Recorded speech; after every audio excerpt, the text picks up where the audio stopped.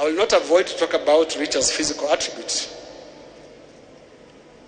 As a journalistic, editorially ascertainable fact, Rita was beautiful.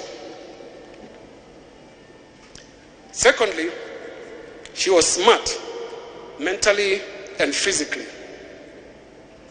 Rita was an impeccable dresser. Fashion was her friend. She favored serious business like suits and trendy, even if with feminine cuts. There would be an occasion for a jeans trouser for a rough news gathering day, but the bottom line, Rita always dressed very smartly. One time, a persistent villager in me dared me to advise a member to dress like Rita. The next day, I bumped onto the subject of my advice, and the question came, so am I dressed like Rita?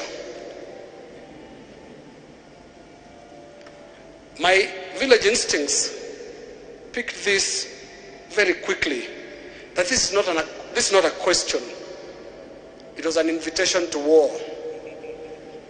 To my younger colleagues managing newsrooms, just learn how to communicate with ladies.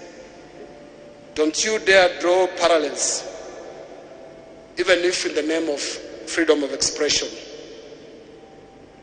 At this point, I still struggle to believe this is all about death.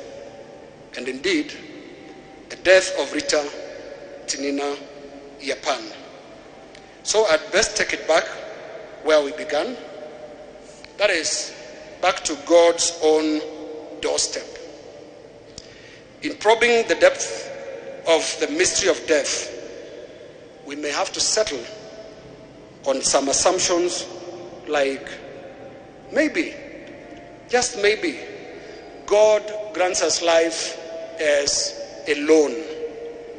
And just maybe, that loan that our life is does not even have a repayment schedule.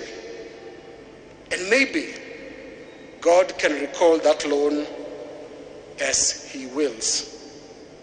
On Friday, this coming Good Friday, we shall be reminded of that very final cry of Jesus before He died on the cross. Father, unto you I commit my spirit. And to God we commit the spirit of Rita Tinina Yapan. Thank you.